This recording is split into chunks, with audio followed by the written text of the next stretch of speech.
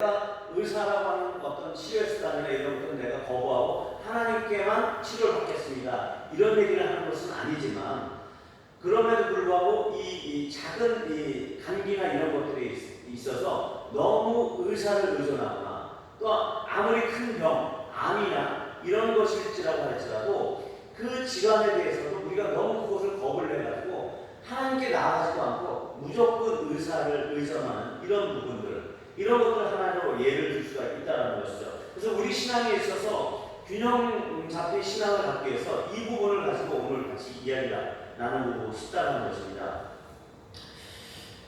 하나님 앞에서 우리가 역시나 페이지가 하나가 빠져 있었군요. 네.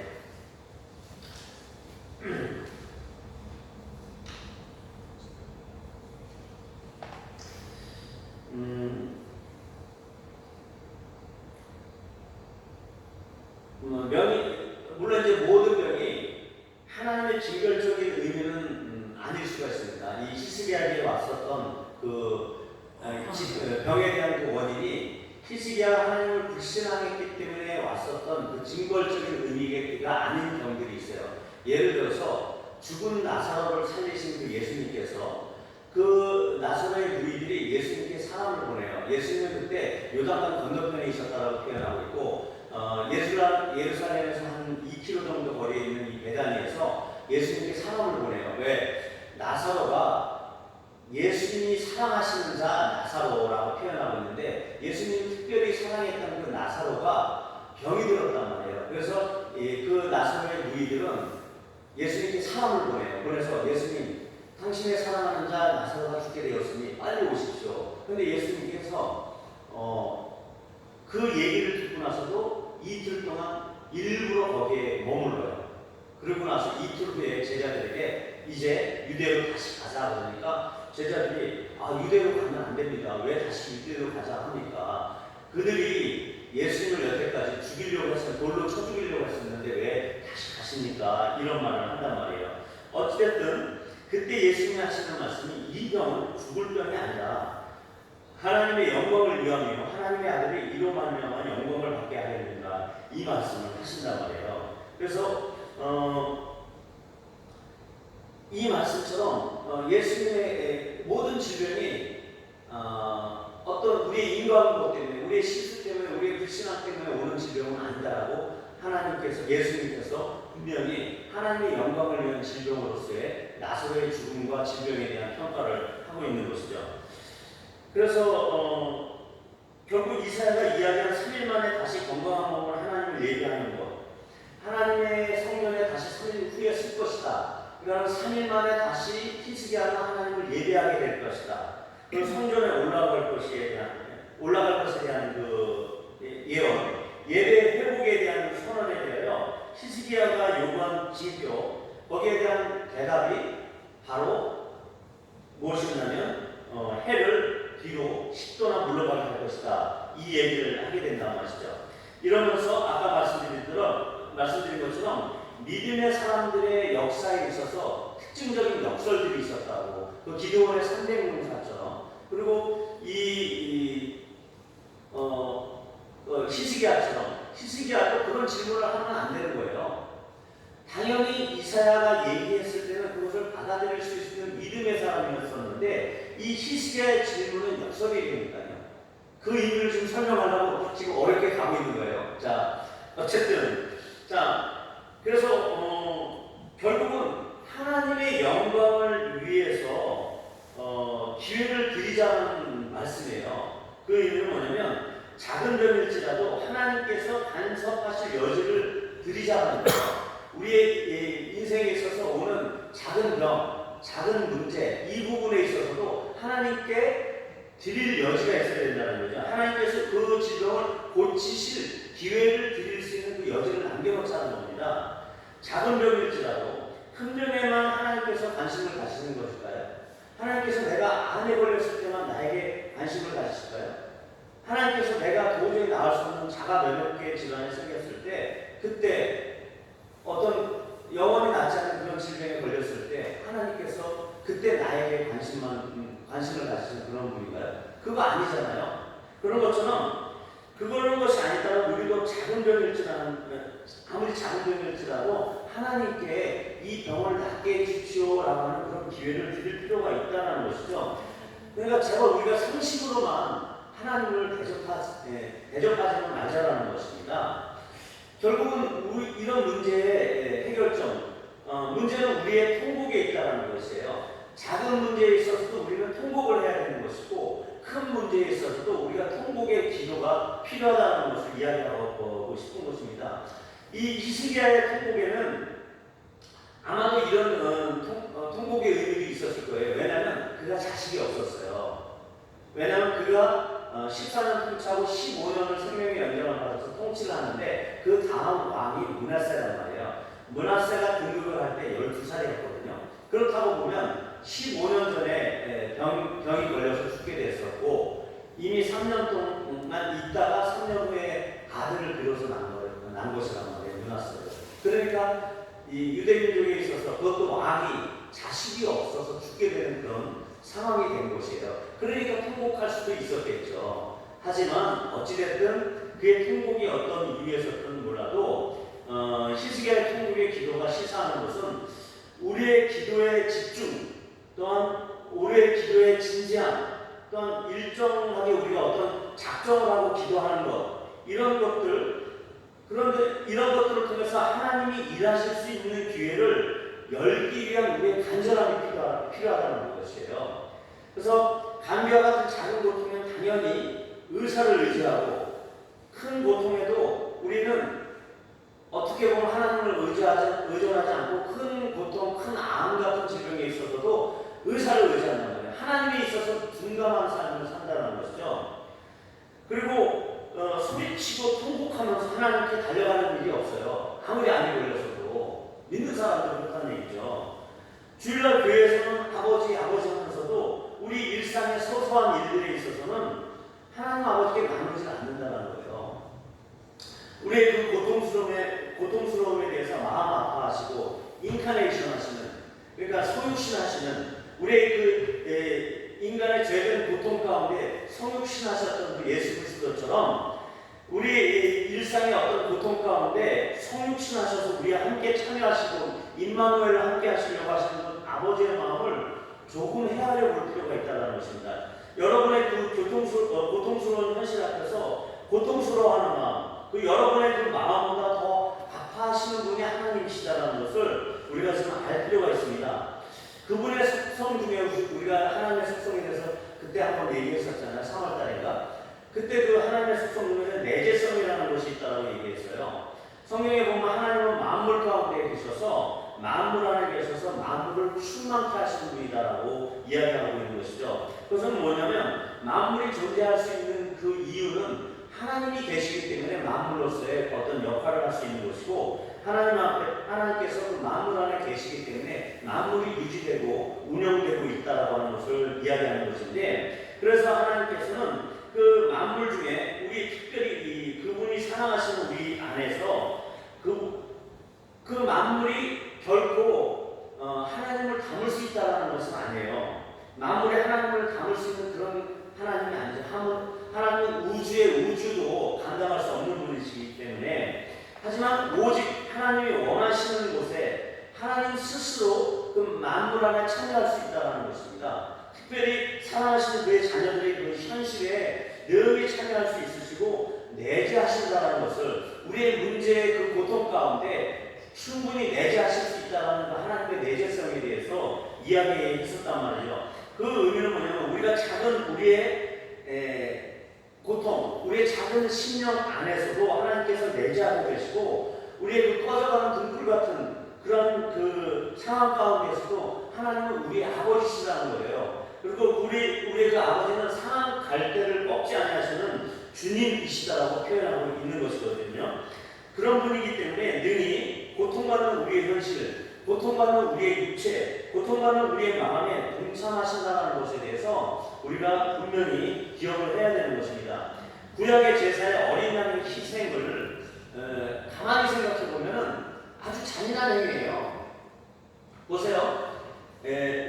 사람들이 죄를 졌을 때 그 양을 한 마리 제사장에 끌고 와요. 그리고 양에게 제사장이 안수하고 있단 말이에요. 그 사람이 양에게 두 손을 안수를 하게 해요. 그러고 나서 그가 직접 양을 잡게 한단 말이에요. 이런 끔찍한 상황들을 하나님께서 연출하게 하신단 말이죠. 그것은 어떤 그런 포악한 행위들, 죄가 하나도 없는 그 짐승이지만 생명이잖아요. 그 생명에 대해서 하나님께서 이런 포악함을 행하게 한단 말이죠. 그래서 우리의 죄를 위해서 그런 포악함을 행하게 하는 이런 요구를 하나님께서 하시는데, 그런데 이것은 가만히 보면은 죄 없이 죽어가는 그 희생양으로서의 누구를 의미하는 거였죠? 예수 그리스도를 의미한단 말이죠. 그 말은 자신이 직접 그 포악함의 대상이 되시는 하나님이 직접 그 인간들의 그 포악함의 대상이 되시겠다라는 얘기거든요. 그 포악함의 대상으로 사시겠다라는 의미란 말이에요. 그것이 하나님 아버지의 마음이에요. 그것을 다르게 생각하면 우리가 어떤 인생에 있어서 고통과 문제의 근원점이 되는 것은 바로 마귀의 포악성이고 그 죄를 단죄하는 그 마귀의 그 정죄함 때문에 우리가 그 포악함에 노출되어 있는 것이잖아요. 우리의 그 죄 때문에 결국은 병이 온 것이잖아요.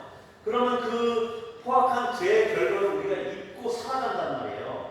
우리의 그 포악의 대상이 된 우리 대신에 하나님께서 대신하고 있는 그 인카네이션이에요. 우리가 받고 있는 상처, 우리가 고통받고 있는 그 질병의 그 고통, 그 가운데 하나님께서 스스로 인카네이션을 하셔서 우리의 그 질병을 짊어지고 있는 것이에요. 우리의 그 고통 가운데 하나님께서 직접 참여하고 계신다는 것이죠. 이것이 바로 그 포악성의 진면모인 것입니다. 그런 것처럼 자녀들이 받는 그 포악과 상처에 대하여 하나님 당신께서는 더욱 아파하실 수밖에 없는 것이라는 것이죠. 아하스의 행시가 뒤로 10도 물러난 것은 하나님의 영광을 나타내려는 하나님의 작정입니다. 결국은 왜냐하면 히스기야의 그 기록 가운데 히스기야는 이미 그 징표를 생각하고 있지 않았나 이런 생각이 드는 거예요. 그리고 히스기야 역시 이사야가 다시 자신에게 올 것을 짐작하고 있었던 것은 아닐까 생각해 보는 거예요. 왜? 경건한 사람들은 기도 중간에 하나님의 확신을 얻잖아요. 물론 그런 확신이 없었다고 칠지라도 근데 이제 제 생각으로는 그렇지 않고서는 어떻게 그렇게 경건한 히스기야가 그렇게 당돌한 질문을 할 수 있었을까요? 하나님의 대선지자가 너는 날 거야. 그리고 3일 만에 다시 성전에 올라갈 거야. 이렇게 얘기했을 때에도 불구하고 당돌하게 거기에 대한 지표가 뭐예요? 거기에 대한 사인을 줘봐요. 이렇게 당돌하게 얘기한단 말이죠. 이것은 불신앙의 질문이 아니라는 것입니다. 오히려 믿음의 질문이라는 것이죠. 하나의 일개의 인간일지라도 하나님을 사랑하시는 그 한 사람을 위해서 태양이 가던 그 방향을 거꾸로 10도를 돌려가지고 잡아 끄집어 뒤로 돌려버리시는 하나님이시라는 겁니다. 하나님을 전심으로 사랑하는 자들에게는 이 일들이 우스운 일이라는 거예요. 단순히 히스기야만의 일이 아니라는 거예요. 하나님이 사랑하시는 자, 하나님을 사랑하시는 그 자들, 우리가 이렇게 하나님을 예배해서 금요일 저녁에도 이 귀한 시간에도 나와가지고 하나님을 예배하는 자들이잖아요.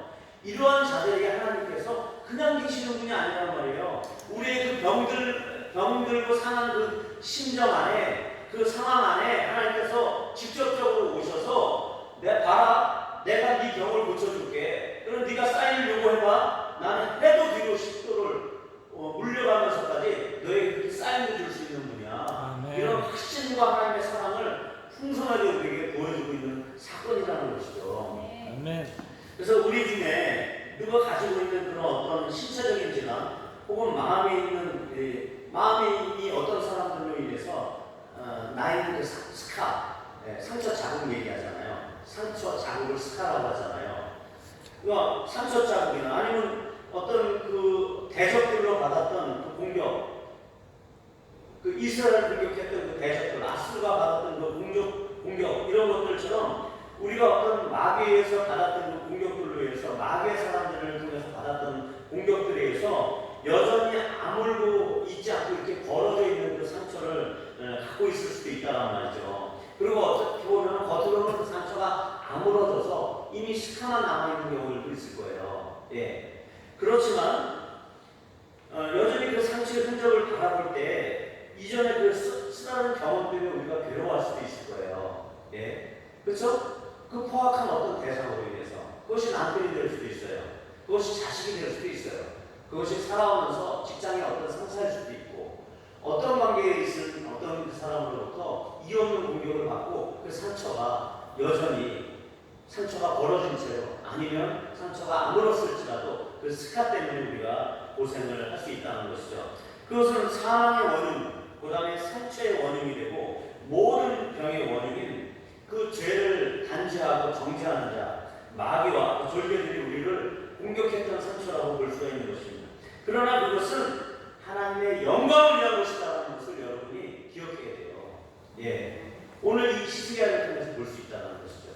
히스기야는 그 자기 불순종에 대해서 그 피부병이에요. 어떻게 보면 그 종처에다가 그 무화과 나무 잎을 갖다가 그 반죽을 해가지고 붙이라고 했기 때문에 피부병일 수가 있어요. 어떻게 보면 당뇨로 인한 족부 궤양이나 다리가 썩어져가는 그런 것이나 아니면 흑색종과 같은 아주 심각한 병일 수가 있죠. 어찌됐든 피부에 생겼던 병인데 그 상처가 있었단 말이에요. 그럼에도 불구하고 그것이 하나님의 영광을 위해서 되고 있다는 것을 보여주기 위해서 이름표를 10도로 뒤로나 물러서게 했다는 것이죠.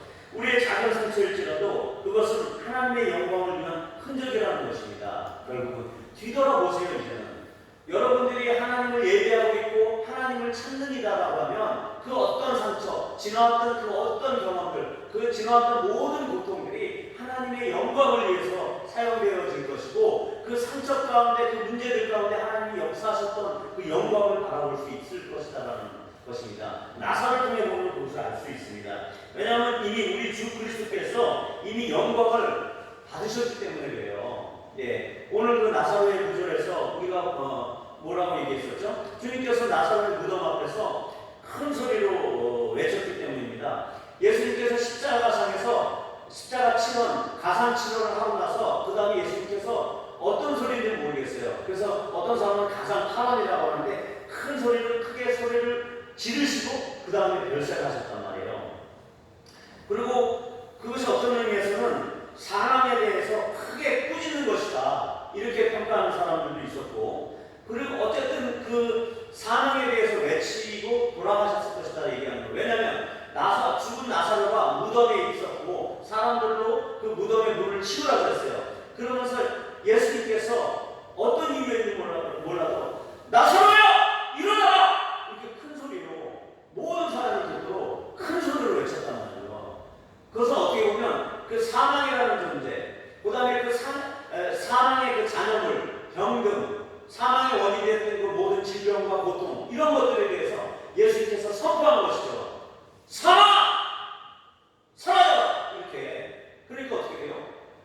나사로가 자기가 쓰고 있었던 모든 두건들을 풀고 사람들이 풀어주니까 그렇게 해서 사흘이나 돼가지고 이미 썩어서 냄새가 나는 그 시체가 다시 멀쩡하게 나온다는 것이죠. 그래서 그 상처와 질병을 이기고 살아나야 하는 우리의 역할이라는 것입니다. 그저 우리는 무덤에 누워있고 병들어 죽어가는 데는 그런 인생이 아니라는 것이에요. 하나님의 영광을 위해서 존재하는 인생이라는 것입니다. 그러기에 주님께서 살리실 것이라는 것이에요. 그리고 주님께서 고칠 자를 고치실 것이라는 것입니다.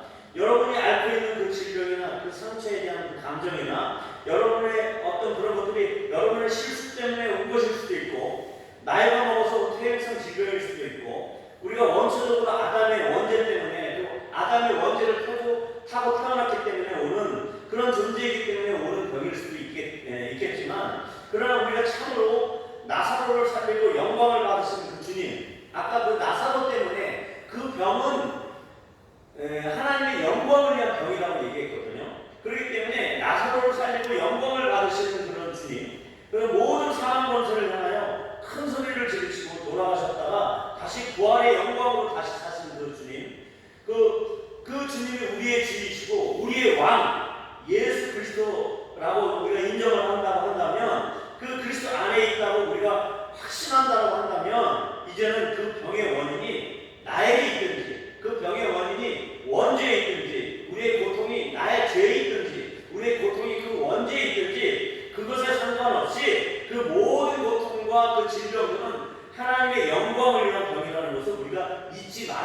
되는 것입니다. 예, 우리 실수 때문에 우리가 고통을 받거나 질병이 올 수도 있어요. 하지만 그것이 중요한 문제가 아니라는 것이에요. 우리가 하나님을 사랑하고 히스기야처럼 하나님을 전심으로 찾는 자라고 하면은 하나님은 그런 것에 관심이 없어요. 히스기야 실수를 해서 그가 질병이 왔어도 하나님의 관심은 그를 고치는 것에 있었어요. 하나님은 그에게 네가 죽을 것이다 그렇게 얘기했지만 하나님은 그에게 15년을 더 살려주려고 하는 그 작전 가운데 있었던 것이에요. 그래서 하나님은 그에게 징표를 보여준 것이고 그 징표를 요구할 마음을 그 속에다가 이미 심어놓은 것이다라는 것이죠. 그래서 하나님의 영광을 위한 상처라는 것을 우리는 잊지 말아야 합니다. 그것을 위해 주님은 나사로에게 가는 발걸음을 이틀씩이나 늦추신 거예요.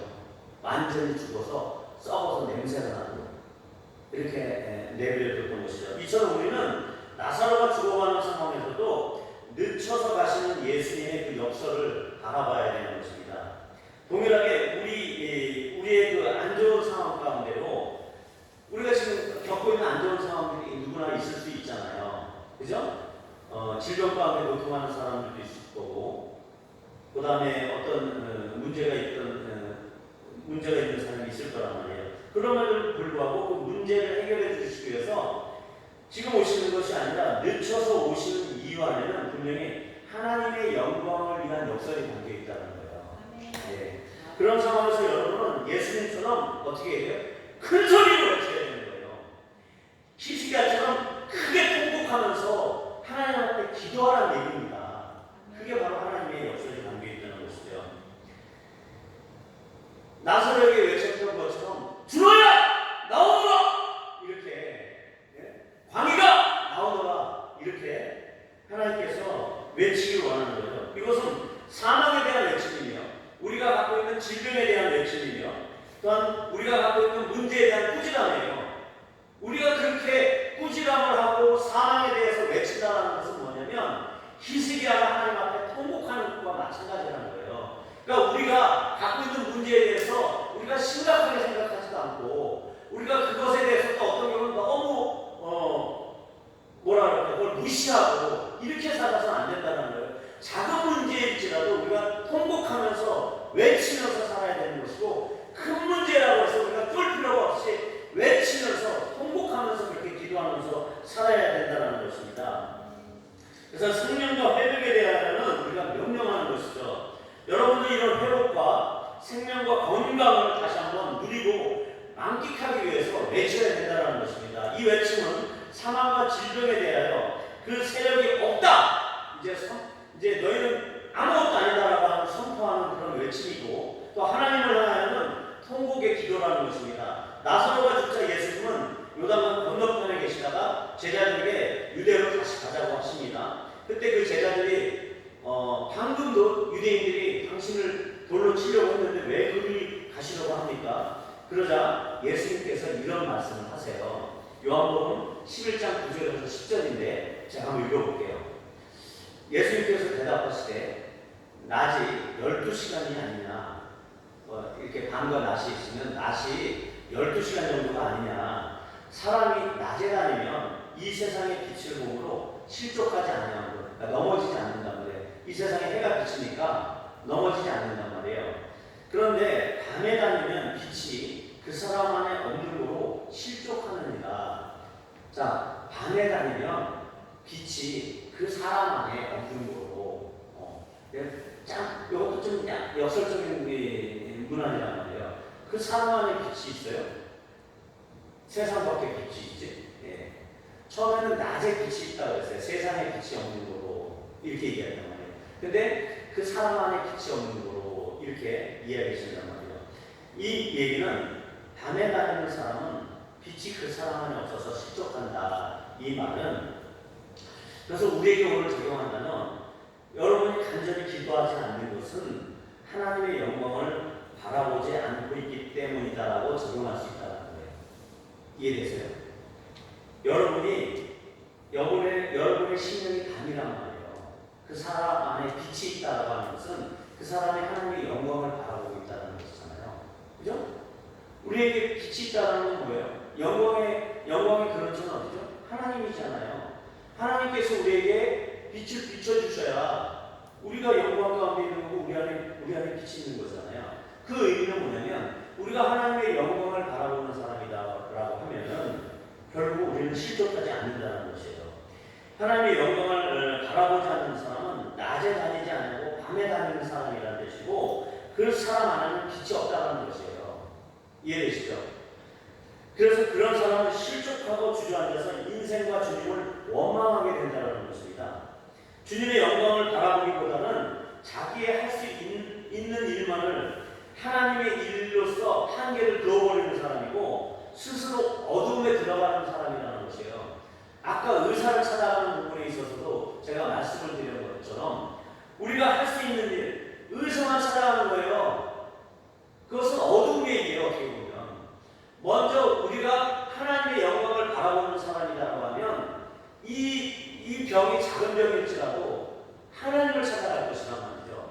하나님의 영광을 바라보는 사람이라고 하면 이 병이 작은 병일지라도 우리가 통곡하면서 기도하는 하나님께 매달리는 그런 사람으로 살 것이다라는 것이죠. 그래서 여러분은 어떻습니까? 지금의 현실이 무덤과 같다고 그 영광스러움을 멀리하고 있는 그런 사람으로 살고 있는 건 아닌지 모르겠어요. 우리의 현실이 뭔가 질병이 고쳐지지도 않고 기도하면 낫는다라고 하는데 고쳐지지도 않고 또 당장에 풀릴 문제인 것처럼 보여졌는데 이게 이렇게 쉽게 기도함에도 불구하고 풀려지지 않는다라고 생각하시는 분들도 있을 것이라는 거죠. 그래서 이 부분에 있어서 해답은 뭐냐면 여러분이 먼저 하나님의 영광을 위해서 먼저 사시면 된다는 거예요. 예. 여러분이 예수님께서 당신의 병든 몸을 향해서 발걸음을 옮기시도록 그렇게 살면 된다는 것이에요. 하나님의 영광을 내가 바라보기 시작한다라고 하면 예수님께서는 발걸음을 옮겨서 나에게 오실 것이다라는 것이죠. 히스기야에게 하나님께서 해시계를 뒤로 돌리면서 하나님의 영광 가운데 동참하게 하셨던 것처럼 우리가 하나님의 영광을 위해서 통곡하고 하나님 앞에 기도하기 시작한다라고 하면 예수님은 우리에게 발걸음을 돌려서 걸어오실 것이다라는 말이죠. 여러분이 애쓰고 힘들어하면서 찾아다니는 그 병원과 의사보다도 여러분의 생명의 수료자, 여러분의 진정한 치료자 되시는 주님 안에서 완전히 거하시면서 절대 의존하는 그 신앙으로서 자신을 던져버리는 삶을 이야기하는 것입니다. 그러면 여러분은 살아날 것입니다. 그러면 여러분은 고침을 받을 것이에요. 예. 안 그러면 여러분에게 영광은 없습니다. 예. 그래서 그런 사람은 절대 주님을 찾아오시지 않아요. 예. 하나님의 영광을 끝까지 바라보는 사람에게 하나님의 영광이 주어지고 그런 사람이 하나님 주님을 찾아오시는 것입니다. 영광이 아니면 어두움 단 두 겹밖에 없는 것이에요. 예. 미적미적한 데는 없어요. 빛이 있으면 어두움은 물러가듯이 하나님의 영광을 바라보든지 우리의 현실을 보면서 내가 할 수 있는 일에 그 어두움만 바라보든지 선택은 두 가지인 것이에요. 근데 우선적으로 내가 무엇을 바라보느냐에 따라서 그 어두움이 하나님의 것으로 변화되기 시작합니다. 그런 것을 우리가 꼭 알아야 된다는 것입니다. 하나님의 영광을 위한 존재인 우리가 해야 할 유일한 일은 통곡의 기도라는 것입니다. 오늘 히스기야처럼 간절히 기도하셔야 돼요. 오늘의 히스기야는 과연 누구를 말하는 것이죠? 바로 우리 한 사람 한 사람을 이야기하고 있는 것입니다. 그도 우리처럼 실수가 많은 사람이에요. 이 일 후에도 다시 자기 과실과 자기 교만 때문에 바벨론 그 사신들에게 모든 나라의 창고를 다 열어젖혀서 오픈을 해버린다는 거예요. 그러니까 이사야가 와가지고 당신이 왜 그런 일을 했냐고 이렇게 책망을 한다는 거예요. 이런 일처럼 또다시 실수를 하는 사람일 수 있어요. 우리 역시. 그러나 더 중요한 것은 그도 우리처럼 이렇게 늘 주님의 정과 예배를 사모해서 찾던 사람이라는 것에 대해서 우리가 주의를 기울여야 돼요. 그러면 그가 병나음을 입고 3일 만에 성전을 향할 것에 대한 예언을 받은 것이에요. 3일 만에 낫는다 그러면 좋은데 이사야가 뭐라고 얘기해요? 3일 만에 나와서 다시 성전을 찾을 것이다. 이 얘기를 하고 있는 것이에요. 하나님께서는 그의 실수에도 불구하고 그의 죄책을 없이 할 수는 없는 없는 거예요. 그가 죄를 진 것에 대한 책임을 물려야 되는 거예요. 우리의 죄에 대한 책임은 분명히 따르는 거예요. 우리의 죄에 대한 책임은 사망이잖아요. 그 사망을 그래서 대신 예수님이 책임져 준 거잖아요. 그 책임은 하나님께서 분명히 물으세요. 그래서 자기의 독생자를 그렇게 처참하게 죽여버리신 건 말이죠. 그런 그 험악한 일을 그 아들로, 자기 아들로 당하게 하시는 거란 말이죠. 그러신 것은 그분이 우리 삶 가운데 인카네이션 하는 거란 말이에요. 그래서 그 공부를 하시는 그 하나님 앞에서 심판은 여전히 존재하는 것이죠. 그렇지만 그 히스기야에게 임했던 그 죽을 병, 그 심판에 대해서, 그 징벌에 대해서도 하나님은 당신이 그것을 엎어버리시고 덮어버리는 하나님의 은혜가 준비되어 있던 것이란 말이죠. 무엇을 통해서? 히스기야의 통곡을 통해서 하나님 그것을 준비하셨다는 것이죠. 그리고 그 은혜를 끌어들이게 하고 하나님의 마음을 감동시키고 움직이게 하였던 그 간절한 통곡의 기도를 통하여서 하나님은 비로소 영광을 받으시는 겁니다. 그 영광 때문에 하나님은 그 한 사람을 위해서 해를 40분을 더 뒤로 돌려버리는 것이죠. 비록 히스기야의 불신앙과 실수를 인해서 오게 된 그 죽음의 병일지라고 하더라도 하나님께서는 그의 통곡 소리를 들으시고 영광을 받으신 거죠. 예수님께서 나사로의 무덤 앞에서 자기 오라비가 죽은 지 사흘이나 되었다고 하는 그 마르다에게 이런 말씀을 하시는 거예요. 내 말이 내가 믿으면 하나님의 영광을 보리라 하지 않았느냐, 이 말씀을 하시는 거예요. 무덤에서 나사로를 불러 일으키시기 전에 마르다가 이미 썩어서 사흘이나 지난 그 사람을 왜 이렇게 무덤까지 오시냐 이러니까 예수님께서 내 말이 내가 믿으면 하나님의 영광을 보리라 하지 않느냐, 이 말씀을 하신단 말이죠. 우리도 이 믿음으로 해시계를 뒤로 돌려놓는 그런 삶을 한번 살자고요.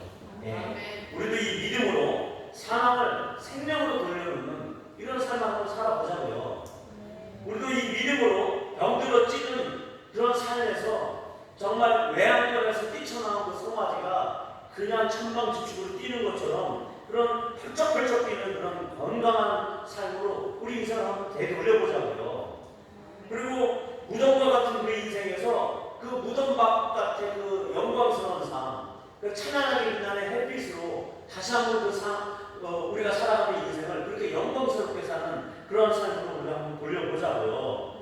하나님께 남은 그 전 인생, 하나님 앞에서 우리 남은 그 전 인생을 이러한 삶을 그렇게 영광스럽게 사는 저와 여러분이 되는 그런 삶을 한번 살아보자는 거죠. 예, 이것이 히스기야의 통곡의 기도를 통해서 주시는 하나님의 메시지이고 어떻게 보면 하나님의 역설입니다. 그런 것처럼 우리가 우리 인생에 있어서도 이게 다른 사람의 이야기가 아니라 우리의 그 심한 통곡의 기도로 인해서 하나님 앞에서 해를 40도나 물려가는 그런 그 인생의 영웅, 하나님 나라의 영웅으로서 우리가 살 수 있다는 것을 꼭 명심하셔서 그러한 기도의 승리자가 되기를 축원합니다. 같이 기도하시겠습니다.